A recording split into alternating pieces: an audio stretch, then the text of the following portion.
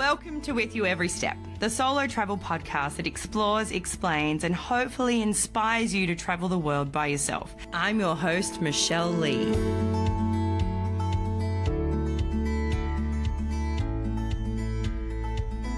This week is an episode that has been requested from my steppers.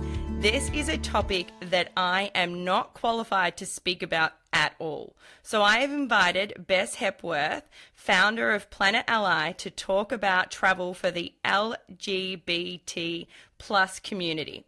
Bess is the lead organiser for the Miles of Love conference, which is the first of its kind in Hong Kong on the 2nd to the 5th of November. Thank you, Bess, for taking the time to talk to me. I know you've been flat out with all the organisation for Miles of Love. No, thank you. I am so happy. I'm happy to pop my stepper cherry, and I believe I might be your first gay stepper as well. So we're doing a 2-for-1. Yay! Well, I'm very, very honoured. I'll try to represent, okay? I'll try to represent for your listeners. Thank you so much. Now, I'm going to tell you how this episode has come up because I actually put it out to my steppers and I said, what do you want me to talk about? Any topics? And this was the main topic that people wanted to know about. Where is safe for the LGBT plus community to go? Countries they can go to, places they can feel safe and not feel excluded and not worry. And that is not something that I know about. I'm a straight white woman, so this is not my domain. So that's why I have you. Oh, look, well, just thank you so much. Just the fact that you're taking that on and being in a space, it's not, you don't know everything, right? None of us do. We're all experts in our various quirky ways. And so I guess some of my experience comes from lived experience and some comes from my gay day and night job. And just thank you so much for creating this space. And I'm really delighted that being so requested. So let's see where we get to and how we can help support our travellers who are LGBTIQ+, but also support our non-LGBT plus allies who just want to know a little bit more about what's going on in this space. Yeah, because there is so many things I'm not aware of. And to be honest, I hadn't even thought about it. I've got family, I've got cousins that are gay, and my cousin travels everywhere, and I've never even thought that there's somewhere that might not be safe for him to go. And it really makes me sad. It just makes me sad. Well, thank you for helping create more space for this conversation. Because to be honest, I mean, you touched on that this is something that you don't know. And in all honesty, some of the Miles of Love catalyst is looking at our own giant community and realizing that there is still a lot that our own community don't know. So it's not just about educating those outside the community, if you will. It's our own community getting themselves into trouble and potential dangers, or just finding themselves in situations that are a little bit risky just by not having the information or not realizing about the legislation in a country, about the transition of travel, body checks and scans, for instance, for our transgender community. All of these issues are things that sometimes you only find out through actually traveling and having that experience as well. So you mentioned the body scan.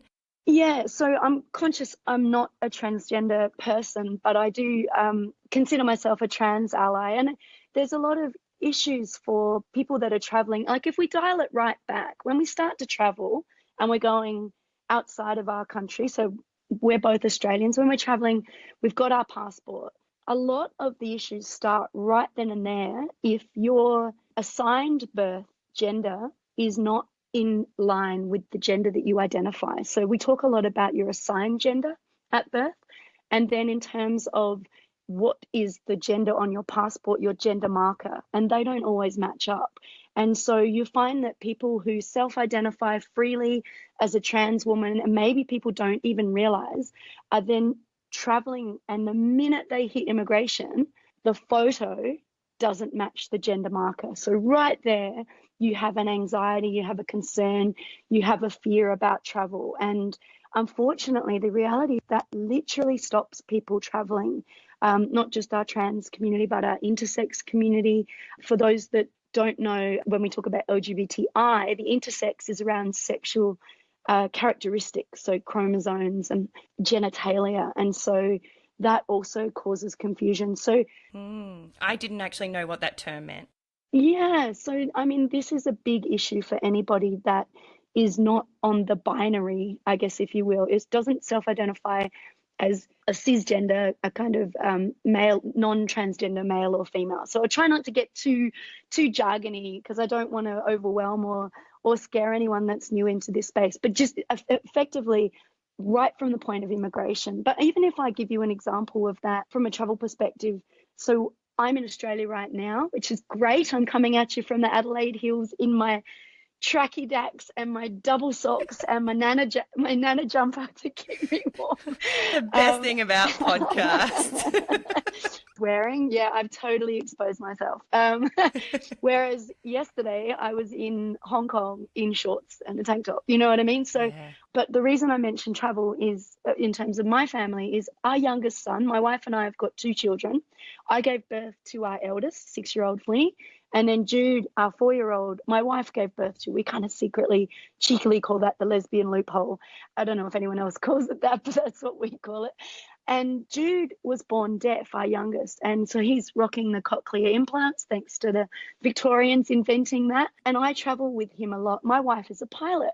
So I have to travel with my non-biological son quite often to come back for testing. And he's also losing his vision. So he's a lovable hot mess, but we travel a lot back to Australia. And every time I'm at immigration, I have to carry a letter from my wife that says I have permission to travel with my son.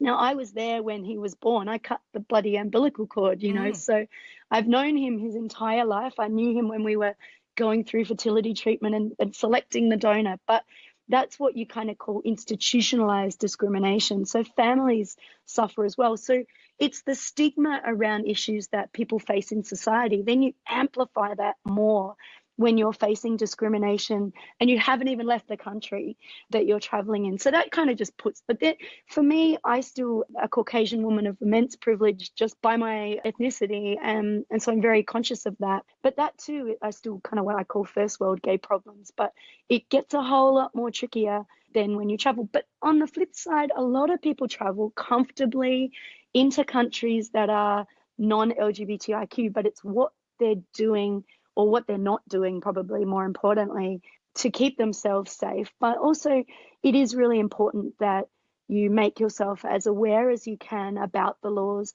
in the same way that you do in terms of cultural laws when you're being respectful in a country. So, you know, plenty of people travel to countries that are anti-LGBTIQ, but you need to just do a little bit more homework.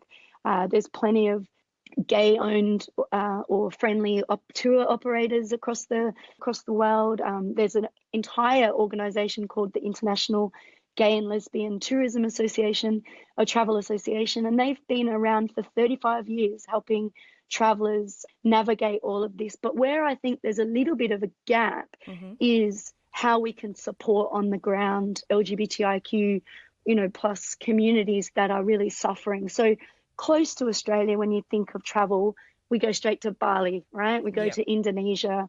And there would be not many of your listeners, perhaps, who those that are lucky enough to travel that wouldn't have maybe done a stint to Bali or to parts of Indonesia. And why wouldn't you? There are some beautiful places. But that is a country right now that is going through immense regress. There's more and more domination of conservative, you know, political views. The LGBTIQ community around the world, when it faces a crackdown, it also faces being a scapegoat to maybe hide other political issues. And so our communities really suffer. And there are pockets around the world, some are larger than others, of anti-LGBTIQ that comes from religious spaces, but there's also affirming religious. So when I say that, I caution that to say that there are a lot of amazing affirming Christian and other, you know, faith organizations. So just the disclaimer, I'm not knocking religion, but there are those narratives that exist from a religious perspective, but also from a very conservative, alternative, right perspective. And so right now our Indonesian community are suffering. And maybe our Aussies and our other listeners around the world might be familiar with, in the mainstream news last year, there were two men that were publicly caned 100 times. And that was because they were caught as a couple. They weren't just caught as a couple allegedly being intimate. The door was kicked down of their apartment. So it wasn't like they were being indiscreet in public. Yeah. It was a proper witch hunt. And there are crackdowns not just in the Aceh area, which is more around the Muslim dominated spaces, but now it's moving to Jakarta, and there are talks of national legislation, and so that would affect Bali, and Bali is one of the top 10 travel destinations in the world. So you get a massive disconnect now between people that are traveling. Do they feel like they want to boycott? Do they feel like they want to go but be careful? And I think that I'm not a boycott person because I'm too connected to communities on the ground to feel like I'm abandoning them. But that economic impact of discrimination when you do boycott definitely makes waves, and it did in places like Uganda with the Kill the Gays bill 2 years ago. So there is 2 years ago an argument for that. How many countries do we want to talk about today? Oh my gosh, you've already blown my mind. I'm sorry. So in Bali, this case that you were talking about, is it illegal? Is that why they knocked down their door? Well, this is the thing. It's not yet illegal, but there are certain pockets of Indonesia that are ruled by Sharia law as well as Indonesian law. Okay. And this is when, in places like Aceh, the Sharia law dominate. Yeah, that was really difficult to watch. Our community really, were reeling. But when we relate it back to travel, this is also Sharia law applies to tourists. And this is my fear. And this is why I want to have conversations like Miles of Love and why Planet Ally wants to get stuck into this travel conversation, because we're not trying to scare people and say, don't travel.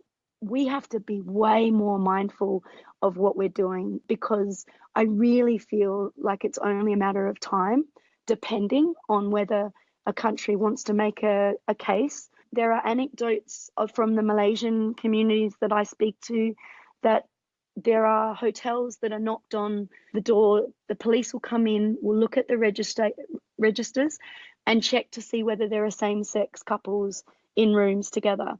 And there was a documented case, I think 3 years ago, or it might have been two, of a lesbian couple that were local but were in a hotel, because obviously the local community are also using hotels as a place for intimacy if they can't be out at home or hiding their relationships. So, they might use a hotel, just for intimacy. Yeah. And two women were taken forcibly out, and I need to check the follow-up on that, but were arrested and interrogated because of being a same-sex couple. And Kuala Lumpur is another really key destination when you look in Asia of like cool cities to go and travel and check out. And so the third kind of one, I guess, a little bit further afield, but is Egypt. And when we're looking at these amazing, beautiful places, World Heritage sites, Egypt had a situation last year where a rock concert had some youths held up a rainbow flag at the rock concert. Mm-hmm. And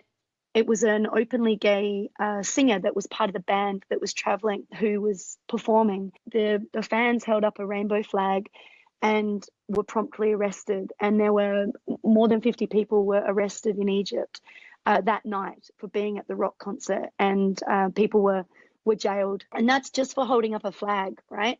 So these are the kinds of issues that, and Jakarta, going back to Jakarta, 100 men were, raided in May last year that were in a kind of men's club. So when we think about gay travel, particularly our male travelers, these are issues. And when I mention Egypt, one of the issues that we really are going to get stuck into with Miles of Love is you can be on travel apps, but you can also be on kind of romantic apps or friendship apps like Grindr. If you've heard, it's kind of like the I like Tinder that you gave it a very nice name there. I was trying and I'm like, there's just no pretty way to say it. The hookup app Yes. or Hornet or any of these apps. But Grindr particularly was targeted by the Egyptian police, and people have been tricked into, being coerced to meet, and they're meeting a police officer without knowing and then being arrested. So these kind of issues are happening. It's still illegal in Egypt? Yeah. So again, Egypt is another one where it's not illegal, but yet the laws are becoming so much more conservative that it's only a matter of time. And there's worse rumors that some of the Egyptian laws being proposed are going to be worse than Uganda's. So this is really some of the key hotspots, if you will, around the Asia Pacific, Middle East, North Africa region. But also, in the Middle East, there are laws on the books, and some countries, we've got Qatar is going to be hosting the World Cup coming up, and we've just had it in Russia, and the laws in Qatar are worse than the laws in Russia. And Russia faced huge issues with LGBTIQ travelers, so much so that the Russian LGBT network created an LGBT hotline so that tourists had a safe space to dial in. And regrettably, some people needed to, because they were targeted. And so Miles of Love is actually really interested in, and we're bringing the Pussy Riot members here because Pussy Riot stormed the field at the World Cup to talk about the silence around these issues. And we want to have a conversation about sporting events. And in Hong Kong, we've got the Gay Games coming up in 2022 for the first time in Asia ever. And I went to the Gay Games in 2002, I think, in Sydney. It was one of the best weeks of my life. So we're all gearing up really excitedly, but and Hong Kong's a much safer city than the ones I'm talking about. But yeah, so we should talk about the good stuff. But I know. I'm a little bit confused, though. If it's not law, how are people being arrested for this? Yeah, and this is the thing. Well, this is where there is the lack of accountability, and this is where there are grey areas, if you will, between the line between cultural law versus the legislation at the moment, and when things are starting to be dominated the other way. So it's a very grey, complex area. Okay, now I'm starting to see why people wanted me to do this episode. I really had no idea. And so I thought, okay, yeah, sure, I'll do an episode about this. But you've already opened my eyes up to so many things that I didn't know was happening. We can talk about some really great stuff, though. Yes. Let's talk about some good stuff, because I am a really happy, optimistic person, I promise you. There, places like Cambodia, obviously has a very dark history, but there's some wonderful things that are coming out of the country from the kind of post, genocide. And one of them is a beautiful gay dance troupe, and Nutrasaya, and they are bringing their beautiful dance of Khmer dance fused with pop songs, and they show beautiful performances. And there's a wonderful transgender taxi service in Phnom Penh, so I think for us, it's not just about trying to highlight where there are issues, it's also highlighting where there are opportunities for allyship and active allyship and supporting our communities on the ground. So our goal with Planet Ally, we're only 2 years into our existence. So we're little, as the Chinese would say, we're young grasshoppers, or we're small potatoes.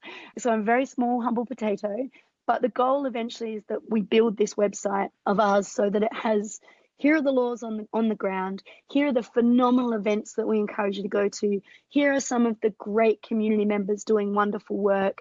And then go and check out the IGLTA, the International Gay and Lesbian Tourism Travel Association, for where you can go for great deals, or where are safe places to stay. Because one thing that we know is, no matter what is going on in a country, it's not going to stop people wanting to go. And you can pass. A lot of people can pass for straight, being lesbian and gay, sometimes trans, but it's a little harder. But particularly lesbian and gay community, it's not something that you wear on the outside. So you can pass. You can be assumed that you're the sister, or God forbid, I've been assumed as the grandma. Can you believe it? But that's been awkward where I'm my wife. But that's very awkward. I know, and I thought I was young looking, but never mind. But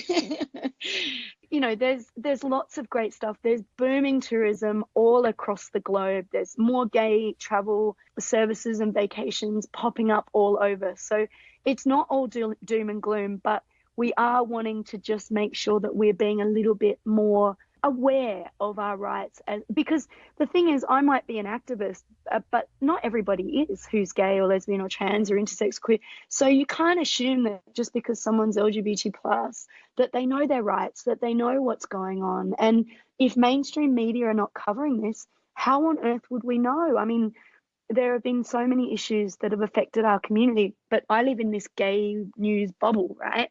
So I'm slightly biased in terms of what I'm seeing. And I'm talking to my fellow gay friends in Hong Kong, and I'm like, did you hear about this? They're like, no. I'm like, oh, of course you didn't, because you're not tracking the news specifically for our community. So you can't make those assumptions. And it's also really great to empower the mums and the dads that might have a child who's gay, lesbian, trans, intersex, queer. You know, it's good to think about this from a workplace perspective, because a lot of people go on secondment to a country and they're working for a multinational, and the laws are, you know, nice and tight, and their corporation has won huge awards, you know, for Human Rights Campaign awards, or in Australia there's the Pride and Diversity Awards, all of these sorts of things.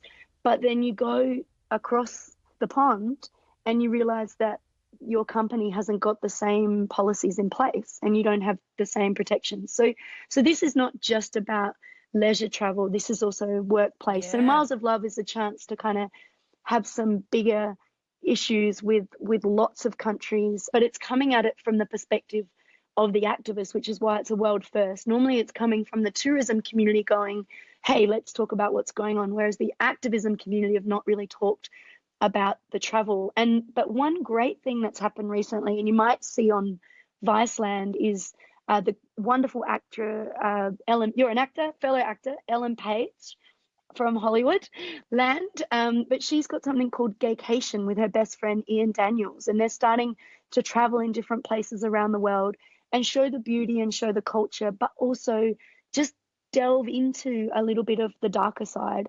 And I guess that's what we're trying to do, with the hope that we bridge the gap between, dare we say, the kind of privileged travel community and the grassroots movements who could really do with some support.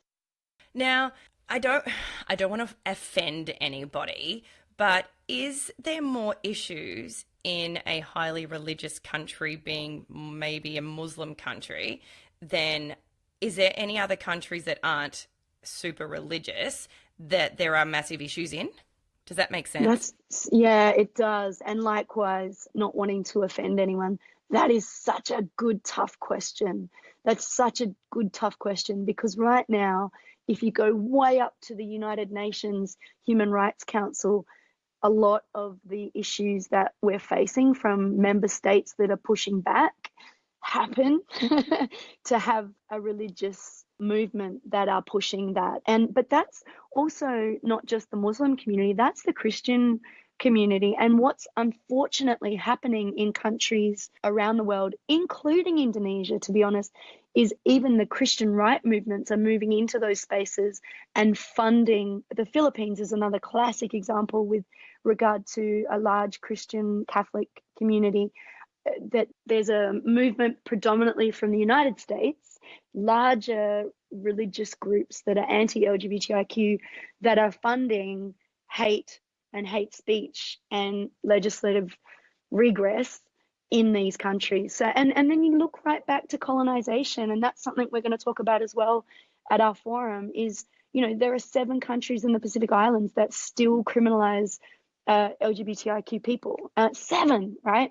And you think that is literally on our doorstep in Australia, and that's a big issue. And it's an issue when it's not just about traveling, but when we look at climate change, there are huge issues with our community not receiving support from the humanitarian aid because we're the last on the pile. And I was just in Samoa at the Ilga Oceana conference, which was phenomenal and run by the most incredible Fa'afafini. They're the third gender women, kind of like trans women, but Fa'afafini. I could never say that word enough times. I love saying, repeat it 3 times and it'll just make you feel good. And this community make you feel good. And we were there for, this is a tip, go to Samoa, go to Tonga, because they're some of the least traveled countries in the world. They have the most amazing communities. They are not spoilt by a large tourism community yet, and they just are waiting to be explored. But we were there for the Whawhawhine pageant, and that was the entire community of Samoa coming together to celebrate these incredible women doing wonderful pageants. But while I was there, we were hearing about cyclones, and we were hearing about earthquakes that have happened in the past and have claimed, so many lives. In Samoa, there was an absolutely massive earthquake just under a decade ago. And the Whawhawhine community were the least looked after, but they were at the front of the line doing all the emergency services. So I found it fascinating and, just incredible, the resilience of community members. And this is what you see when you travel around the world, is you see the resilience. No matter where these laws are, you're going to see resilient, beautiful, amazing people that are just doing the best they can with what they've got and trying to create change. And travel creates change, which is why it's so important that we do go. Now, we hear you talking about Miles of Love. Can you give us a little bit more information about what that is so people understand when you're referring back to it? Yeah, sure. And thanks so much. So we've got 30 speakers from 15 countries, and we are going to talk about some challenging issues. We've got our gay Cambodian dance troupe coming. We're going to be talking about how we can really make impact when we travel.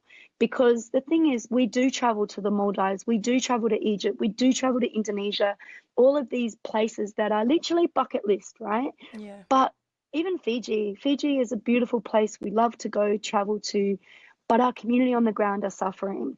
And so the more that the gay travel community starts to reap the benefits of people traveling, we want to make sure that that doesn't leave behind our communities on the ground. And some will say there's a pink dollar and we travel, and so we're creating wealth.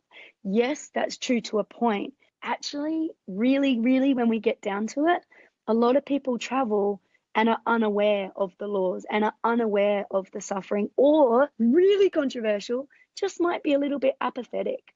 And so we just want to put the love back into that and let people have some exposure, meet some of the activists that are working hard in these countries, and really bring these stakeholders together to say, what can we do together to create change? I mean, around the world, there's more than 70 countries that still criminalize LGBTIQ activity, and yet gay travel is booming. Predominantly gay and lesbian travel is more popular than ever, is a huge market. It's an emerging market, just mainstream travel community to be thinking about and to be marketing to.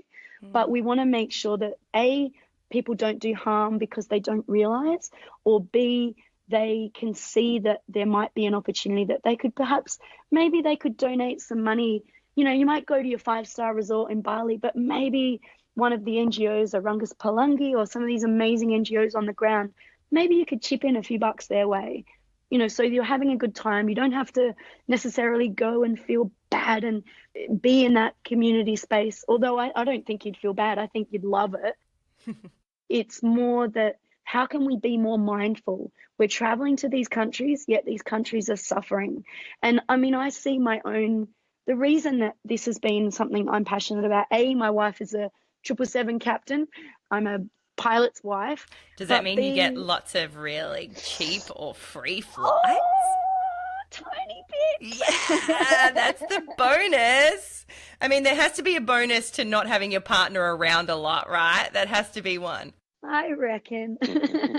No, we're incredibly lucky to have that, and that gives us a chance to see more of the world. And so, not everybody's got that opportunity. So when you do choose a country, it's good to know as much about that country as you can. And I think it's also just people are not aware. And if you look outside of the LGBT plus community, this is like a large conversation. This is an overwhelming conversation you and I are having, to have the steppers hear me ranting about all these countries. Like, I should just dial it right back. I'm so sorry, guys. I used to be a lot calmer. No, I don't think I do. Actually, that's a lie. But yeah, but there is an opportunity for advocacy. It's travel advocacy. It's not just about the marketing. It's not just about how we, like the hotels that we stay in. We're not talking at Miles of Love about a single hotel specifically that we're going to be traveling to. We're talking about the effects of colonization. And, just a few weeks back, India had their colonized law 377 completely reversed. So overnight, you have more than 1 billion people set free from this law. What There does are that still mean? I don't understand what that law is. Can you explain that? Oh, sorry. Yeah, sure. So basically, a law that was, oh gosh, it was 1864, I think. I'm hoping I got that number right. It's penal code colonies from when the British were ruling India, as one example. And in fact, there's some great work being done by a group called the Commonwealth Equality Network, and there's some phenomenal Australians that are part of that. So shout out to them. There's more than 40 countries in the world that are still under British colonized rules. And so even though some of these kind of draconian laws might not be in operation, in some countries they are. And in India, that was the case. They've had a bit of back and forth. It was reversed a few years ago, and then there was a judgment that then put 377 back onto the books. And so these kind of penal codes have huge effect in terms of the laws and whether they get shifted in a country. So this was the Supreme Court ending Section 377 in India, one of the largest countries in the entire world. So that has set this conversation off on a massive course. Sri Lanka, not far from India, is hopefully going to be the next country that might see their sections reversed. But this is the issue that we're having in the Pacific Islands as well, and different parts around the world, in Africa as well, of course, where there was settlement. That law that you're talking about, that is getting rid of it being illegal. Is that breaking it down? Sorry, I'm a simple person. No. Shockingly, I am too. So apologies for me not being smart enough to articulate that better. But yeah, in effect, that's what's going on is that it's these laws that have been put in place since the 1800s that are still causing huge and so huge issues. That was that it is illegal to be gay. Yeah. And another issue in terms of, that we haven't touched on, that's an important one as we think about migration and human rights, is asylum seekers and refugees. So we're actually going to have a big conversation about the airlines that are LGBT plus friendly, that sponsor big pride events, but on the flip side are also deporting LGBT plus asylum seekers within the same day or week that they've been involved in a pride event. So there's a disconnect there. So these are the kind of tough conversations, and we're having them with an amazing global partner called All Out. And All Out are able to garnish more than 100,000 signatures when a crisis breaks out in our community. They are the ones that deliver the petitions to the government, are really involved in countries like Russia and Nigeria and Uganda, and obviously places in Asia that we're talking about with Egypt, etc., where these countries, and I guess touching on Egypt as well, and when we think about the travel community, there are some of the travel companies that are marketing to these places, but just not being as open about the laws, because I guess they don't want to scare people, but we want to kind of have a delicate conversation, go, we're not trying to stop you from encouraging people to travel, because travel is going to change hearts and minds. When we see communities and when our own family travel to places that are non-LGBTQ, we know that it makes a difference to locals on the ground who are visibly seeing a rainbow family. That is important. And we were in Tonga last year doing exactly that. But we do need to make sure that our travel community and travel industry are taking more responsibility as they reap the benefits of the privileged travel market. We need to now bring them into the conversation and say, can we empower you? Can we talk to you? Can we have a roundtable dialogue, which is what we're going to be doing with all the stakeholders in the tourism community, and say, where can we meet together so that you're not harming your business interests, but we're also supporting the community? So I mentioned Pussy Riot are coming because we want to talk about what's been happening in a sporting sense with regard to Russia, with the Sochi Winter Olympics a few years ago, and with the recent World Cup, but also an incredible opportunity arose from another group that we're bringing out called Rainbow Railroad. They can encourage people to donate their air miles to support people fleeing from persecution. So asylum seekers can receive funding from Rainbow Railroad, a Canadian organisation, and they are the only group in the world that are doing this. So we want to talk to them.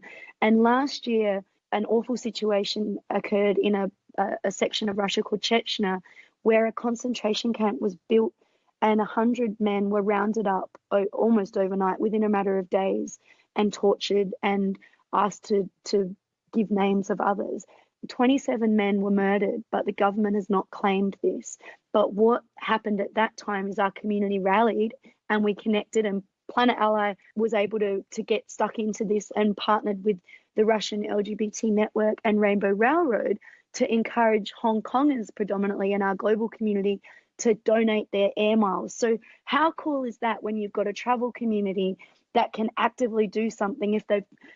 I'm in Hong Kong, a lot of people travel, so not every country, is blessed with the amount of air miles, but my gosh, Hong Kong has got a stack of air miles to the point where some people don't know what to do with them. So I'm like, I know what we can do with them. This is what we can do. So It's bridging the gap. It's letting the travel community know about wonderful things like the Cambodian taxi service from the trans community.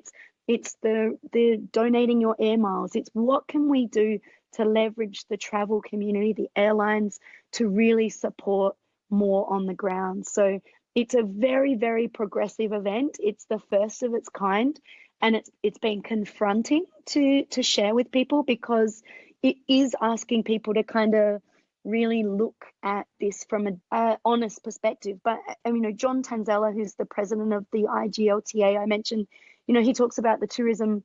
It can't achieve its full potential until destinations, and we talk about all destinations, are committed to treating, LGBT plus visitors and tourists as well as their citizens with respect. So, we want to make sure that that conversation is being had. And really, in all honesty, it's not. It's not being had. It's not being had. So this is a very, very progressive event that we're really hoping creates some traction and builds more community and allyship from the tourism community, but also that it doesn't breed resentment from the community on the ground that see people promoting their country, but they're not benefiting from that direct support. And so that's what we're really looking to do with Miles of Love.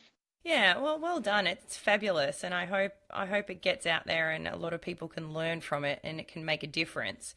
Now, if someone is a solo traveler and they want to go somewhere, but they want to meet people that they feel comfortable around, do you have any suggestions on ways that they can do that in a safe way? Yeah, actually, there'll be Danielle Walby will love me for this. There's a new organisation or a new app and a new community that's growing called Queer As, and they're really looking to I know, clues in the name, right? And they are really putting themselves out there as a queer global cultural space, and a resource and a what's on guide. So Queer As is a new emerging one. But I mentioned the IGLTA. They are without doubt your first port of call. And, feel free to hit me up personally, because it will depend on where your listener's coming from. There's a great site that's called Equaldex, and Equaldex has mapped every country in the world based on, it's a collaborative project that kind of visualizes rights through maps and timelines. And so you can go through and you can choose any country in the world and you can find what exactly the laws are in that country.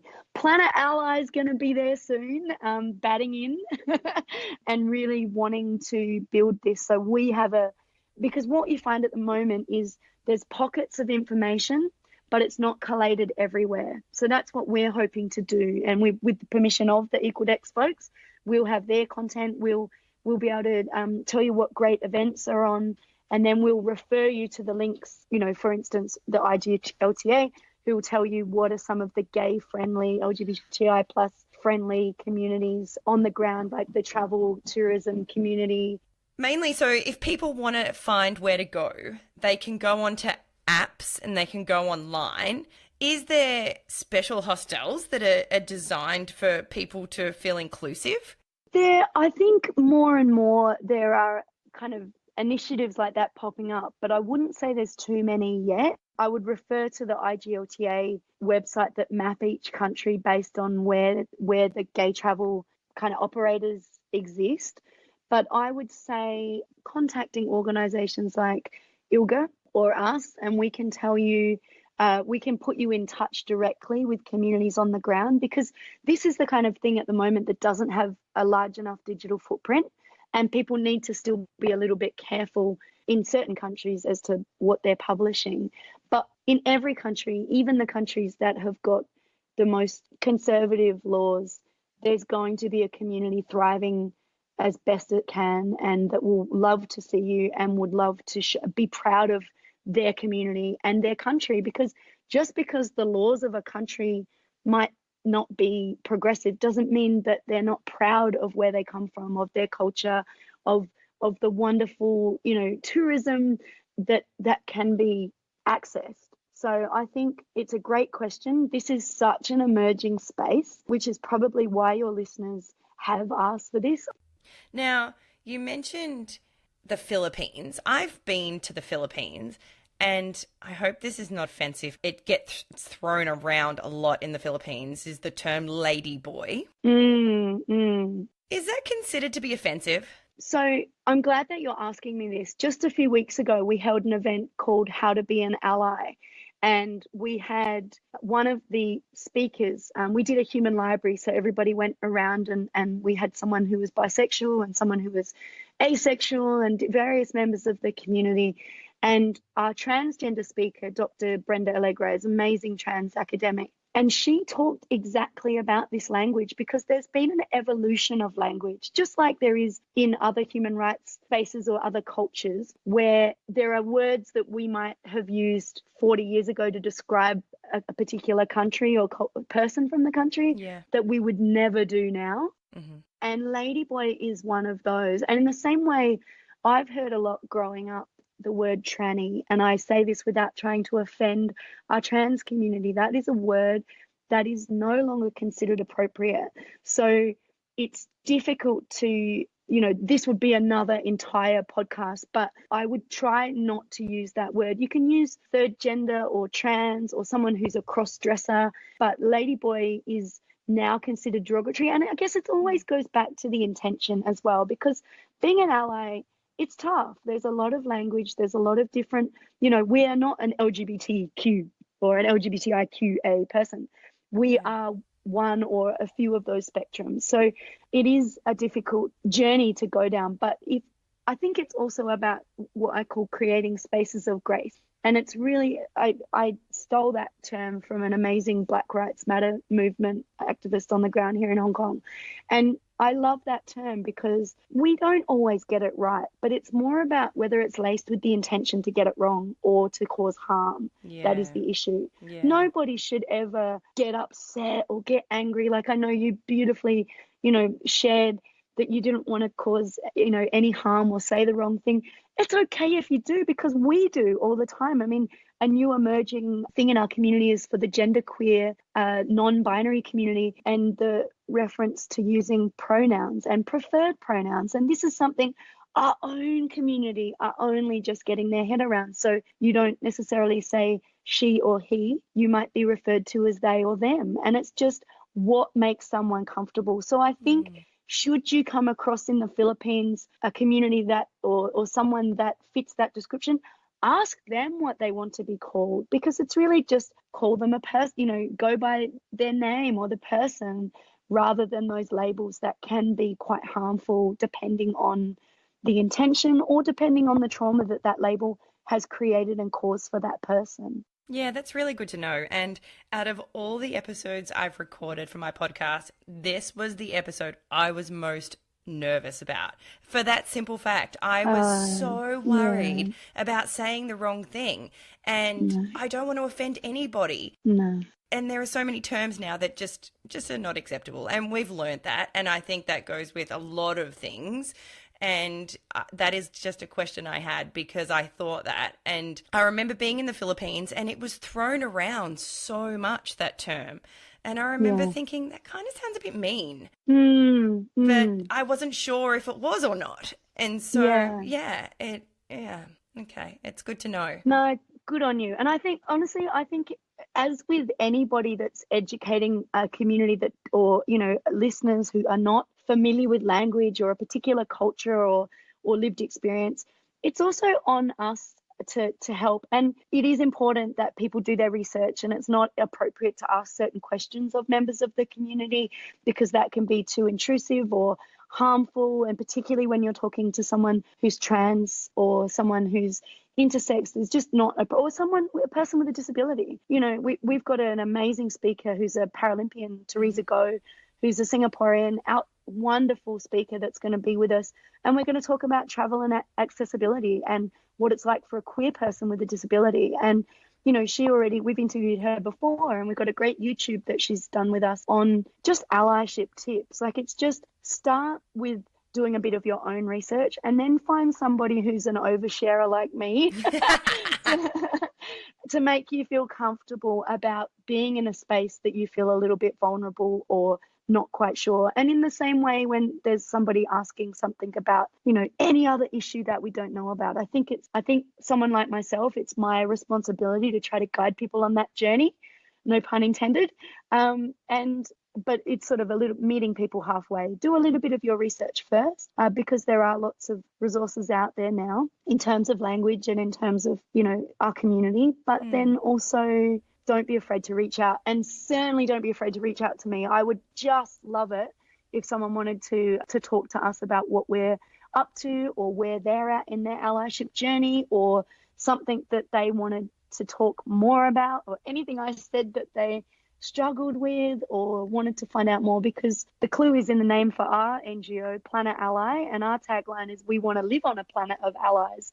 And we mean that intersectionally. We don't just mean that about our sexual orientation, gender identity and sexual characteristics. We mean that about all aspects of human rights and really just leaving the world better than we found it. Yeah, and that's great. And that's why I'm so glad that I got to speak to you today, because I will be putting all your details in the description. If people want to reach out, feel free to do that. Like I said, I am not the person to answer these questions, and Bess is. So absolutely reach out to her if you have anything that you're not sure about. Bess did tell us a lot of information, and so there was a lot of things there that went a little bit over my head, I'm going to be honest. But sorry. No, it's good, because there's going to be people out there that will really understand what you're saying. And again, if you're in that community and you're not sure, my podcast is about traveling and giving you the confidence to do it. And I want everyone, inclusive of every person on this planet, to feel comfortable to do it. And that was my whole point with doing this episode, is making people feel comfortable to be able to do that. And I think you've given some really good tips on how people can do that by going to certain apps, going to certain websites, reaching out to people. If they're not comfortable to do it alone, there are people you can ask that will be able to point you in the right direction. Absolutely. And I know we've gone a bit heavy. I feel like I'm sending everybody a virtual podcast hug, because it's really important that we travel. It's really important that we expose ourselves to lots of different cultures and experiences, and equally that we are visible as our community, are happy and out and proud. And there's nothing better than when you travel to a country and you are a gay woman going and seeing another person in your LGBTIQ community. It means the world. You came all this way. It's a really beautiful thing. But do check out some of the travel alert that the different, consulates put out there. Depending on what country you're from, go and check out your government's immigration, visa web pages that should have travel alerts. In terms of Australia, you've got Smart Traveller, which I think is smarttraveller.gov.au. Smart Traveller is amazing. I use that every time I travel. I even register my trip on Smart Traveller. So because you can do that, and then they know where you are, and they also send you alerts. Say you're in a country and there might be a cyclone or a hurricane or some kind of natural disaster that might be happening. They know where you are. They will send you an alert saying, hey, we don't think you should be going there. And I do it especially on my big trips when I'm going to multiple countries, and it will tell you if you're due to be going somewhere and there's some kind of alert. You get the email and it says maybe don't go, change your plans. So it is really good to do for No, that's good. everybody to check that website out. There is so many things on there that is really helpful. We are trying to build a allyship glossary on our website, and we are trying to build exactly this, where we've mapped all of the countries where their travel alerts are. So we're small potatoes right now. I'm a team of one with fabulous volunteers, but that is our goal, so that we can help you be the best ally on the ground, but also that you feel safe and that you want to go to anywhere that tickles your fancy. Well, that's right. And I think you should be able to. Obviously, if it's a war-torn country, you don't want to be going there. But I think if there is somewhere you want to go, but just be smart. And, you know, I've been to Egypt. I had to be careful as a woman being in Egypt, because I had to cover to past my knees and cover my shoulders to respect their religion and the way their country runs, which I'm totally fine with. But also it's about affection in public. And, you know, I was single at the time, so I didn't have an issue. But I think I would be aware of that even as a straight person, that be careful of what you do in public in certain places. And there's still countries that you can't hold a hand unless you're married. Exactly. Yeah, absolutely. And I guess, like, don't be a budgie smuggler. Is it? Remember? I've got a whole different vision going on right now. Was it Budgie Gate, the Budgie 9? Oh gosh, you remember the guys that went to the Malaysian Formula One Grand Prix? It's all that stuff. Just be sensitive, be culturally thoughtful and appropriate. Thank you so much for joining us today. Now, I will be putting all your details in the description. Please feel free to reach out to Bess. As you can tell, she loves to have a chat. So reach out to Bess and she will answer any questions you have. And I can't wait to hear how Miles of Love goes. I think it's a great, great thing that you're doing, and your website is fabulous for Planet Ally. People, get on top of it, help out. If you can support, do that. Bess is doing her best, and thank you for being able to share with us today. Oh, no, thank you so much. And, you know, we have covered, oh my gosh, how many miles have we covered? We've covered a lot. If we want to dial it right back, anybody wants to know something or wants some more information, just feel free to just reach out. Hit me up on Twitter. I love being in the Twitterverse, or Instagram. We're there. We're everywhere on social. I'm Planet Ally on Facebook, or just me personally, bess@planetally.org. Would absolutely love to hear from you. Now, just before we wrap up, you do partly live in Hong Kong, and my last episode with Troy was about Hong Kong. Have you listened to that? I have, and shout out to Troy. He absolutely nailed it. I can't believe everything he was talking about. I thought he did a fantastic job to give you a snapshot of Hong Kong. You know, we talk about places like Melbourne or Adelaide being 4 seasons in one day. I think Hong Kong is 4 landscapes in one day. Like, you can be right in the urban jungle with, you know, all the skyscrapers, shoot on a train, which comes every 2 minutes, courtesy the MTR. Yeah. And you've got your octopus card, which I believe was an Aussie invention. And it sounds when he said Ockie, I was like, that sounds so Australian. We like to claim the good stuff. No, honestly, I think it was. And you can go and be in the mountains with under half an hour. You can be, you know, on a ferry, like you said, the Star Ferry. I think Hong Kong's a really accessible city if you wanted, even just doing it as a stopover. So if you're looking to go further afield, the UK, Africa, you know, America, wherever. But Hong Kong is a great spot to really, you can smash it in 3 days. I honestly say that. And we have friends that do it. You can spend longer, but it is the kind of city that you will have no issues soaking up lots of experiences. And of course, if you want to savor it and do the foodie experience, you will absolutely be in heaven. I'm glad that you enjoyed that episode. And Troy, I thought, nailed it. I've never been. It sounded like it. The thing that I was most blown away with was the dragon holes. Yes, they are a thing. Oh yeah, my gosh. Absolutely. I had to Google it. I was like, yeah, right, Troy, whatever. Googled it, dragon holes comes up. So if you don't believe us, Google that. You'll see there's dragon holes. It was amazing. I can't believe that. Did you have to Google it? Did you know what they were? No. I mean, I've been in Hong Kong for 14 years and my wife was born there and the kids were born there now. So we're kind of cheating the expat experience. But Google the Repulse Bay ones, because the ones you see on the coast are spectacular. They're like the structures, the architecture, people come just to see the different buildings. And also Alan Bond, remember him? He was part of a building called the Lippo Center, and it's a beautiful building that has got koalas climbing up bamboo on the outside. Would you believe it? So you need to come just to check out the Hong Kong koalas on the Lippo Center building. I love to show people that. It's one of those magic eyes. You got to keep looking at it, but trust me, you'll see it. Wow, that's pretty cool.